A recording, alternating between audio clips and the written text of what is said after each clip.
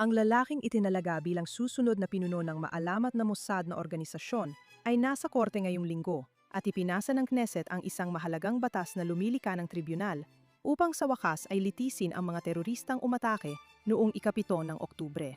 Anong aral ang makukuha natin sa mga kwentong ito? Ako si Ilana Mizel Diamant at ito ang Basic Law.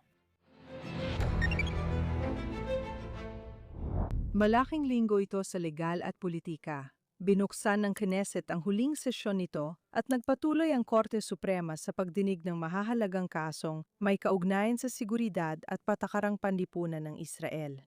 Maingay ang pagbubukas ng Knesset session. Lunes ng gabi, ipinasa ng Knesset ang batas na nagpapahintulot sa espesyal na hukumang militar na litisin ang 300 teroristang umatake noong ikapito ng Oktubre na nahuli ng mga puwersang Israeli sa loob ng Israel at nakakulong mula noong pag-atake.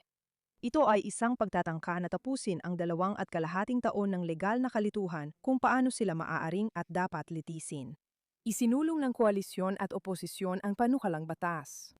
Ito ay naipasa sa botong 73 laban sa wala isang bihirang supermayorya na lalong kapansin-pansin dahil sapat na sana ang simpleng mayorya at dahil wala ni isang miyembro ang bumoto ng tutol. Ngayon, ito ay matibay na pahayag ng pagkakaisa sa paglilitis at pagpaparu sa mga pumatay, gumahasa, nanakit, dumukot at nang torture sa ating mga kaibigan at pamilya noong ikapito ng Oktubre. Friends and family on October 7th. Bahagyang sagot ito sa sigaw para sa hustisya, at sana ay mabuti itong sagot. Nagtatatag ang panukalang batas ng nakalaang balangkas ng hustisyang militar. Pinapahintulutan itong magsampa ng kaso para sa terorismo, paglabag sa soberanyo ng Israel at genocide ayon sa batas ng Israel noong 1950 at 50 laban sa genocide. Ang batas na iyon tungkol sa genocide ay tugon ng Israel sa Holocaust. At ang paglalapat nito sa ikapito ng Oktubre ay isang legal na paglalarawan ng layunin ang paglipol sa mga Hudyo. Pinapayagan ng batas ang parusang kamatayan sa pinakamabigat na kaso at bawal palayain ang mga nilitis dito sa mga susunod na pagpapalitan ng bilanggo. At kinakailangan itong i-video at i-broadcast sa isang nakalaang pampublikong website ang pinakamahahalagang pagdinig, kabilang ang pagbubukas, hatol at sentensiya. Tandaan mo yan mamaya sa palabas. Tiyak na magkakaroon ng mga pagsubok sa pagpapatakbo ng tribunal na ito at maraming paraan kung paano maaring mahadlangan ang aktwal na pagpapatupad nito. Pero kahit sandali lang ngayong linggo, nagkaisa ang Estadong Hudyo, gaya ng palagi nilang ginagawa kapag may panlabas na banta. At nagsalita sila bilang iisang tinig. Hindi nagtagal, nabasag ang pagkakaisa dahil sa krisis sa politika sa koalisyon tungkol sa Haredi draft na nagbunsod ng posibilidad ng botohan para bogin ang Knesset at maagang eleksyon. Samantala, para sa mga sumusubaybay sa balita sa hudikatura, baka pagod na kayong magbasa ng mga headline. Sa mga nakaraang linggo, tinalakay ng korte ang mga hamon sa State Commission of Inquiry sa Oktubre 7, posibleng pagtanggal kay Ministro Yair Ben-Gvir at pagbabawas ng subsidya at pag-aresto sa mga Haredi na umiiwas sa draft. At ngayon, may kaso namang kumukuwestiyon sa pagtatalaga sa bagong pinuno ng Mossad, si Mayor General Roman Goffman, na nakatakdang manungkulan sa Hunyo 2. Gusto kong mapukus sa kwento ni Goffman dahil mahalaga ito at nagpapakita ng mahahalagang punto tungkol sa lipunang Israeli. Malaalamat ang reputasyon ng Mossad sa mga tagahanga at kalaban. Ngayon, para sa mga kaibigan ng Israel at mga Hudyo, isa itong pangunahing bida sa mga kwentong umabot sa maraming dekada tungkol sa kabayanihan, intriga at paniniktik ng Israel. Si Eichmann, dinampot sa Buenos Aires noong 1960 at 60 lihim na dinala sa Israel, nilitis at binitay. Isang peking diving resort sa baybayin ng Sudan sa Red Sea na nagpasok ng libu-libong Ethiopian Hudyo sa Israel. Ang paghahanap na tumagal ng ilang dekada sa mga nagplano ng massacre sa Munich Olympics. Sa nakaraang 2 taon, sumabog ang mga pager ng Hezbollah operatives sa Lebanon, nagkaroon ng 12 araw na digmaan laban sa Iran, at isang operasyon ng US at Israel ang pumatay sa pinakamataas na leader sa compound niya sa Tehran. At ngayon, ito ang organisasyon na ang inaasahang magiging pinuno ay paksa ng legal na hamon na kung saan ang korte ay syempre pumayag na dinggin at ngayon ay narinig na. Para sa mga nakaranas ng déjà vu, hindi ito unang beses na pinuno ng malaking security organization ay nasa korte sa administrasyong ito. Maalala ninyo noong nakaraang taon, ang pagtanggal kay Shin Bet Chief Ronan Bar ay hinamon at ang gobyerno ay nanatiling kailangang magtrabaho at kadalasan ay hindi magtrabaho kasama ang pinuno ng kanilang serbisyong paniktik sa loob ng bansa na hayagang sinubukan nilang tanggalin. Ang kanyang naging kapalit, ang kasalukuyang pinuno ng Shin Bet na si David Zini ay naantalang pag-upo sa pwesto dahil sa mga legal na hamon at pagkatapos ay naging paksa rin ng mga legal na hamon nang siya ay nasa posisyon na.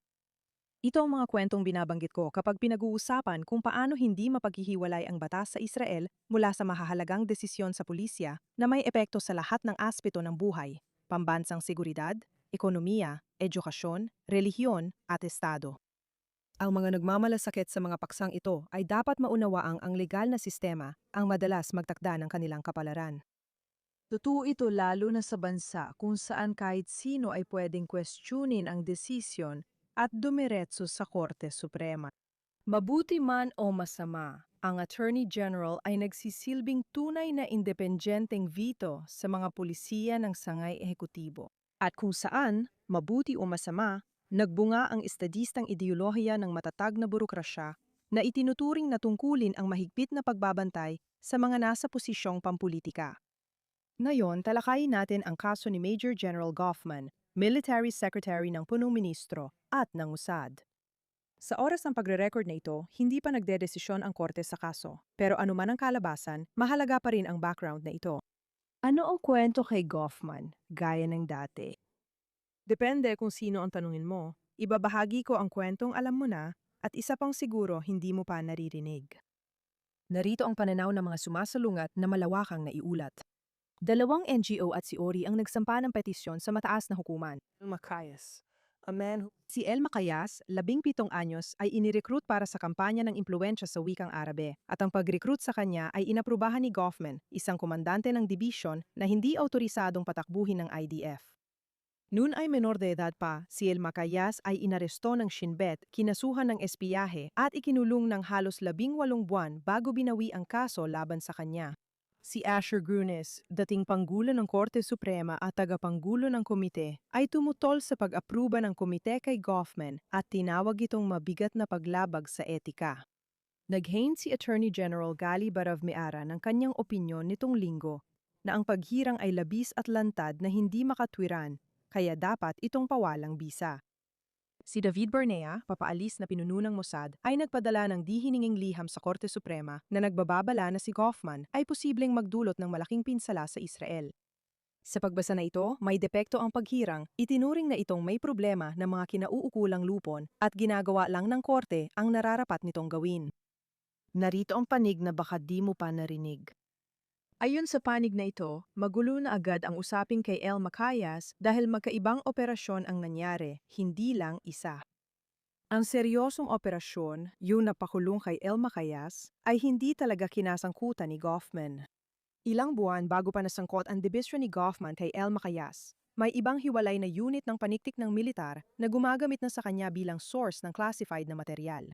Mas limitado ang ginawa ng dibisyon ni Goffman. Ayon sa mungkahi ng isang tauhan, binigyan ng grupo ni Goffman si El Macayas ng mga pampublikong impormasyon mula sa Israeli news sites para sa kanyang Telegram channel bilang bahagi ng kampanyang panghadlang sa hangganan ng Syria. Hindi alam ni Goffman na menor de edad ang may-ari ng channel at nang nalaman ito, tumanggi ang IDF Military Advocate General na mabukas ng investigasyong kriminal habang napagpasyahan ng komander ng Northern Command na isa itong operational failure at hindi isyong etikal. Nagbigay lang siya ng command remark, ang pinakamababang tugon ng IDF, at hindi pa ito naisama sa personal na file ni Goffman. Kaya kung tatanggapin natin ang ganitong pagbasa, ang pinapanood natin ngayon ay mas nakakabahala. Inaprubahan ng 3 sa vetting committee ang appointment, ngunit tumutol si Justice Grunes at minarkahang classified ang kanyang opinyon, hindi niya ibinahagi ang buong paliwanag nito sa kapwa niya miyembro ng komite o sa publiko. Tumanggi ang Attorney General na katawanin ang punong ministro sa korte, lumampas ng 2 araw sa sarili niyang deadline, at inampun ang posisyon ng chair na tutol sa Mayorga. Ayon sa mga ulat, ang papaalis na Mossad hepe na hindi halal na opisyal ay nagsagawa ng kampanya laban sa itinalagang kapalit niya sa punong ministro, komite, attorney general at sa isang kumpidensyal na liham sa korte. Sa ganitong pagbasa, ang tugon kay Goffman ay mas tumutukoy sa institusyonal na reaksyon kaysa kay Goffman mismo. Isang sistema kung saan ang mga makapangyarihan ay sabay-sabay tumututol sa pinili ng halal na gobyerno kapag ang kandidato ay hindi mula sa kanilang mundo. Ngayon, kahit ano pa ang opinyon mo sa mga pagbasa, piniling harapin ito direkta ng punong ministro. Noong Biyernes, Mayo 8, inihain ni Netanyahu sa korte ang sagot niyang humihiling na ibasura agad ang mga petisyon. Ang responsibilidad para sa seguridad ng Estado, isinulat niya, ay pinagkakatiwala sa punong ministro at sa kanya lamang, at wala sa korte ang mga kasangkapan upang questionin ang ganitong uri ng desisyon ukol sa seguridad. Ngayon, ang pagkakaiba sa pagitan ng pagkakaisa sa paghahatid ng hustisya sa mga kaaway ng Estadong Hudyo at ng uri ng alitan na nakikita natin sa paligid ng mga nominasyon ay hindi maaring maging mas malinaw pa. Sa kabila ng kritisismo, pagdududa at dalamhati, pagpapakita pa rin ito ng lakas at determinasyon, gaya ng inaasahan. Isa sa pinakamahalagang trabaho sa bansa ay ang kailangang malapitang makipagtulungan sa halal na pamahalaan at ang mga ahensya ng seguridad na dapat sana nitong kontrolin. Nagiging paksa ng pambansang kontrobersya at sa huli ay dinadala sa korte. At hindi ito ang unang beses. Kaya tandaan, hindi pa nga ito ang ikatlo, ikaapat o kahit ikalimang malaking nominasyon na hinamon sa ilalim ng gobyernong ito. Gobyerno, ang proseso ng pagtalaga ng komisyoner ng serbisyong sibil ay ibinasura ng mataas na hukuman noong 2025, kaya't nanatiling bakante ang posisyon ng mahigit isang taon. Na-freeze ang pangalawang autoridad para sa telebisyon at radyo dahil sa emergency injunction, mas maaga nitong buwan kaugnay ng chair appointment. Noong 2024 si Odalia Menes, pansamantalang pinuno ng parehong autoridad, ay naging paksa ng petisyong tinanggihan ipagtanggol ng Attorney General. Pinagsabihan pa ng korte ang Attorney General noon at inaprubahan ang pagtatalaga.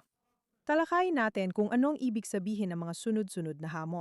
Ang dating patakaran sa mga pagtatalaga ay ginagamit lamang ng korte ang doktrina ng matinding kawalang katwiran sa mga pambihirang pagkakataon. Kaya, ano nga bang nangyayari? Lahat ba ng pagtatalaga na ginawa ng gobyerno ito ay talagang may depekto hanggang sa punto na kailangan itong tanggalin batay sa legal na dahilan? Marahil iniisip ng ilan na ganoon, pero malabong sagot yon dahil mismong korte ang sa huli ay nag-apruba sa pagtatalaga kay Zini sa Shin Bet at kay Menes sa kanyang pansamantalang posisyon. Kung magiging maunawain tayo sa mga kumukontra, posibleng may ilang pagtatalaga na may problema. Kung sobra tayong magduda, wala ni isa ang talagang may problema. Alinman sa dalawang opsyon ay nauuwi sa isang malungkot na pagkakahati. Ang mga hamon ay nagpapakita ng kawalan ng tiwala o masamang intensyon sa politika.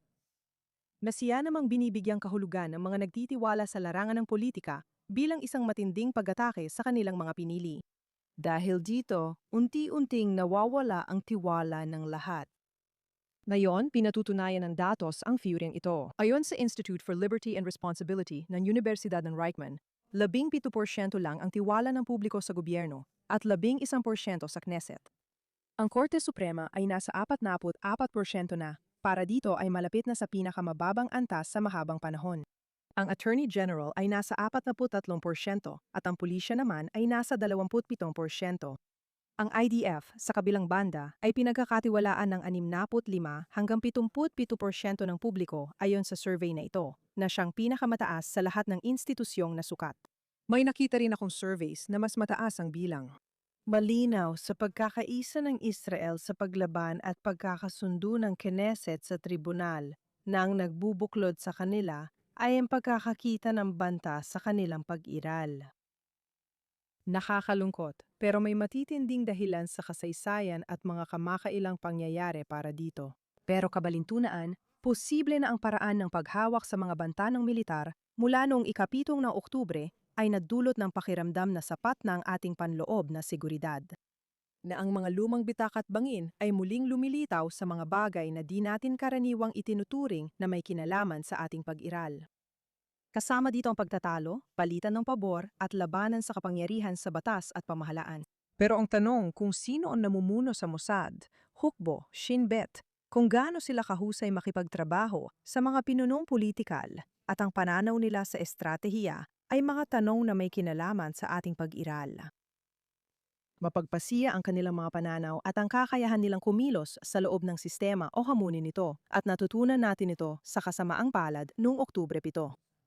Sa isang banda, tila nakakalimutan natin ito dahil nagampanan ng pagkakaisa ang tungkulin nito sa mahusay na tugon militar sa banta. Ang Israel ay parang matalinong balute. Tumitigas kapag inaatake para protektahan ang katawan at lumuluwag kapag walang banta.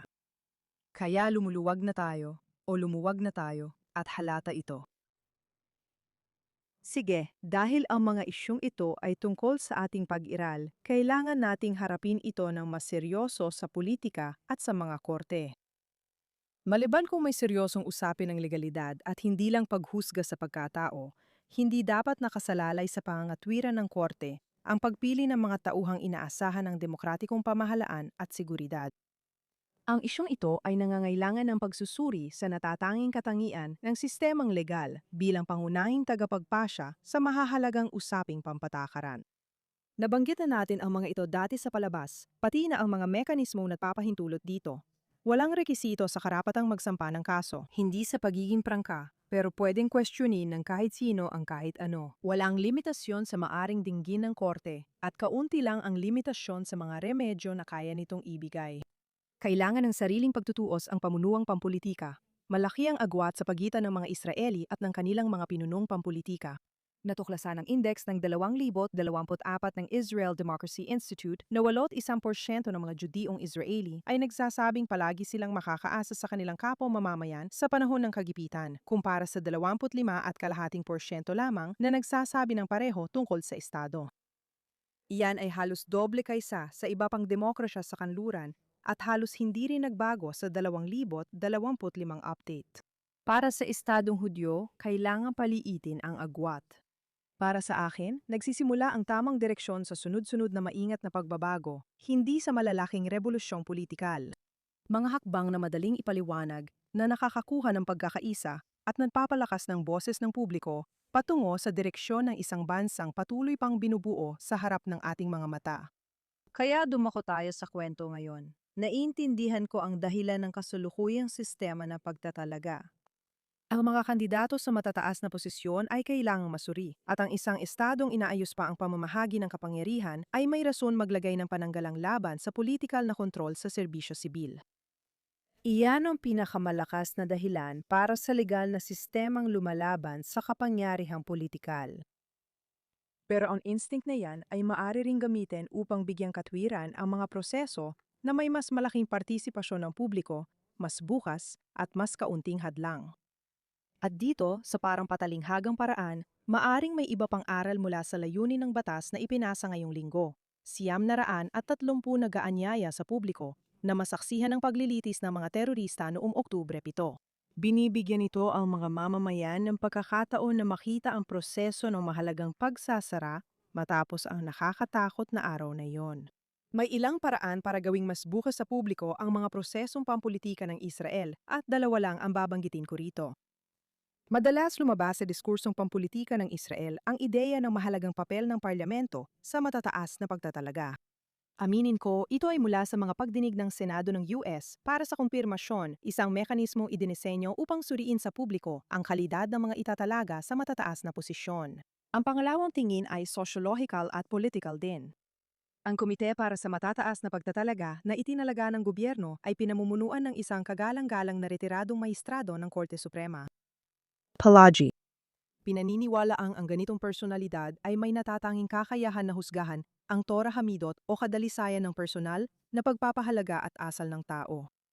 Dahil sa parehong palagay, dating mahistrado ang namumuno sa mga komite na pumipili ng pinuno ng mga bangko at HMO, at kasalukuyang mahistrado ng Korte Suprema ang namumuno sa Central Elections Committee.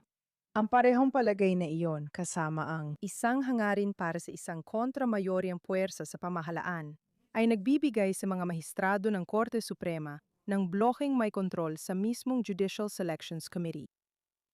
Ngunit ang mas tahimik na problema ay nililimitahan nito ang pamumuno ng mga napakahalagang kumiting ito sa isang maliit na grupo ng mga tao na ang autoridad sa kanilang mga karera ay nakasalalay sa pagiging hiwalay mula sa publiko. Ang distansyang iyon ay sadyang nilalayon upang palakasin ang mga hukom sa kanilang legal na tungkulin.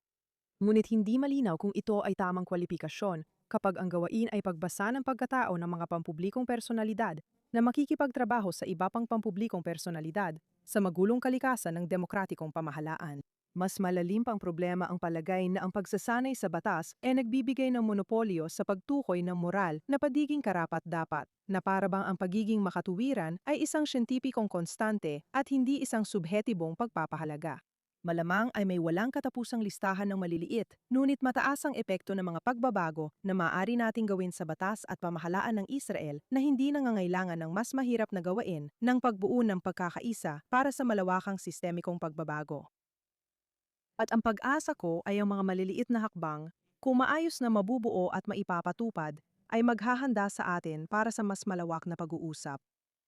Sa huli, mas mahalaga kaysa sa alinman sa mga maliliit na ideyang ito, ang pagkaunawa na tayo ay nasa ulo ng aspili sa higit pa sa isang paraan. Kahit mataas ang stock market at isa sa pinakamagaling ang militar sa mundo. Ang pagtutulungan na para isang kamao para ipagtanggol ang bansa laban sa panlabas na kaaway ay kalahati lang ng gawain. Ang pagpapababa ng mga kamao, pag-uwi natin sa bahay ang kabilang kalahati. Para sa taga-Jerusalem, maligayang Yom Yerushalayim, magkita tayo sa susunod na linggo.